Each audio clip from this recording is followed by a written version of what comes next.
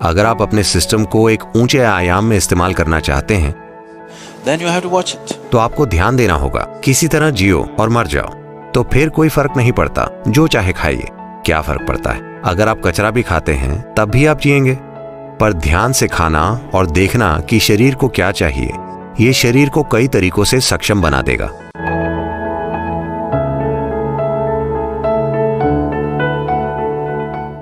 कुलथी एक तरह की दाल है। ये इस धरती की सबसे ज्यादा प्रोटीन वाली दाल है। ये बहुत शक्तिशाली है, इसी कारण रेस के घोड़ों को यह दाल खिलाई जाती है।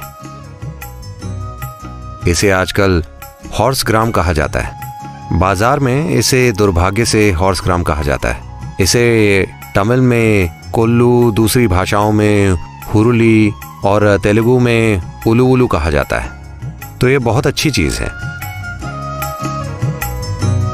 इसे अंकुरित करना अच्छा है। अगर इसे अंकुरित किया जाए तो आप इसे आसानी से पचा सकते हैं। इसे एक कटोरी में रखिए अपने कमरे में। एक सफेद कपड़ा लीजिए, इसे उसमें रख दीजिए। लगभग 6 से 8 घंटों के लिए इसे पानी में भिगो दीजिए। उसके बाद इसे एक कपड़े में बांध कर रख दीजिए।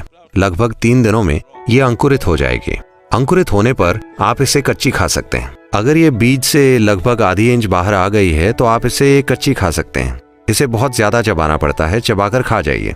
ये बहुत अच्छी है। अब ये शरीर में गर्मी बढ़ाएगी। आज सूरज चढ़ा हुआ है और मान लीजिए आप कोल्लू पीते हैं या खाते हैं और आपको बहुत ज्यादा गर्मी महसूस होती है, तो आपको मूंग खाकर इसे संतुलित करना चाहिए। अंकुरित मूंग सिस्टम को ठंडा करते हैं। ओह, क्या ये सब जरूरी है? क्या मैं बस अपना खाना नहीं खा सकता? मैं आपको बस खाने को कह रहा हूं। मैं आपसे कोई अनुष्ठान करने के लिए नहीं कह रहा। पर फिलहाल आप बस खाने का रिवाज पूरा कर रहे हैं। आप वैसे नहीं खा रहे जैसे इंसानों को खाना चाहिए। अगर आप किसी जंगली जानवर को देखें तो वे बस बेतरतीब चबाते हैं। चौंप चौंप चौंप चौंप वे खाते हैं, पर वे अंधाधुंध भोजन नहीं करते। वे उसे नहीं छूते जो उन्हें नहीं चाहिए। वे वही खाते हैं जो उन्हें चाहिए। अगर कोई हिरण दिखाई दे तो आप उसे देख सकते हैं। वो चर रहा होगा, आप बस देखिए कि वो क्या खाता है, क्या नहीं खाता। उसे बस पता होता है। बस यूं ही वो महसूस करके जान जाता है कि क्या खाना है, क्या नहीं खाना। आज के लिए, कल हो सकता है कि वो कोई ऐसी पत्ती खाए जो उसने आज नहीं खाई, पर आज उसे पता है कि उसके शरीर और आसपास के वातावरण के हिसाब से क्या खाना है। तो आपको भी ये थोड़ा बहुत विकसित करने की जरूरत है, क्योंकि ये शरीर की बुद्धिमानी है। तो कुलथी खाने से शरीर में गर्मी पैदा होगी।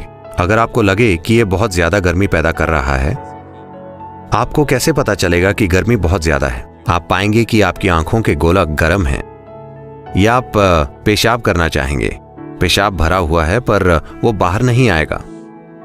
आपको तकलीफ होगी, इसका मतलब है गर्मी बहुत ज्यादा है। अगर ऐसी कोई चीज होती है तो आप थोड़ा पेट का जूस पीजिए, या थोड़ी मूंग खाइए, या थोड़ा अरंडी का तेल ले लीजिए। और नाभि पे, अनहद पे, विशुद्धि पे, इस जगह और कानों के पीछे ये 2 स्थान अगर आप लगाते हैं तो तुरंत 5 मिनट के अंदर सिस्टम ठंडा हो जाएगा। बाथरूम में जाइए, सब कुछ बिना प्रयास के हो जाएगा। तो शरीर को मैनेज करना जरूरी है। अभी भी आप मैनेज किए जा रहे हैं, पर अगर आप सचेतन रूप से ऐसा करते हैं तो ये बेहतर काम करेगा। ये इतना सरल है। अगर आप अपने सिस्टम को एक ऊंचे आयाम में इस्तेमाल करना चाहते हैं then you have to watch it. तो आपको ध्यान देना होगा। किसी तरह जियो और मर जाओ, तो फिर कोई फर्क नहीं पड़ता, जो चाहे खाइए। क्या फर्क पड़ता है? अगर आप कचरा भी खाते हैं तब भी आप जिएंगे। पर ध्यान से खाना और देखना कि शरीर को क्या चाहिए, ये शरीर को कई तरीकों से सक्षम बना देगा। चेतना से मैनेज करना है। सेहत के लिए पागल होना नहीं है। ऐसा नहीं होना कि आप में खाने को लेकर तनाव पैदा हो जाए कि मैं क्या करूं, कैसे करूं। यह अपने आप में गलत है। सिर्फ सचेतन होना, क्या कितना खाना है, आज शरीर की जरूरत क्या है, बस ये ध्यान रखिए। सभी चीजों में एक मूंगफली। मैं मूंगफली के बारे में विशेष रूप से उत्साहित हूं क्योंकि मेरे जीवन में एक दौर था जब मैंने सिर्फ मूंगफली और केले पर जीवन बिताया, बस इतना ही। क्योंकि इसमें वो सब कुछ है जो आपको चाहिए। बस भिगोई हुई मूंगफली, बस इतनी मूंगफली रात भर भिगोकर और एक केला, मेरा पूरा दिन निकल जाता था। और पूरी तरह से सक्रिय, ज्यादातर लोगों की कल्पना से भी ज्यादा सक्रिय। इसमें आपका जीवन चलाने के लिए सब कुछ है। यह अपने आप में एक संपूर्ण भोजन है। अगर आप इसे 6 से 8 घंटे तक भिगोते हैं तो पित्त निकल जाता है। आप पित्त जानते हैं, एलोपैथिक डॉक्टर इस पर ध्यान नहीं देते, लेकिन आयुर्वेद इसी पर आधारित है। उष्ण, शीत और पित्त, इससे पित्त निकल जाता है। और इस भीगी हुई मूंगफली को अच्छी तरह चबाकर खाना। बस ये पक्का करें कि यह जेनेटिक इंजीनियरिंग की हुई बकवास नहीं है। एक चीज यह है कि शायद इसमें जेनेटिक बदलाव किए गए हों। अब वो ये नहीं लिखते कि किस में बदलाव किया गया है और किस में नहीं।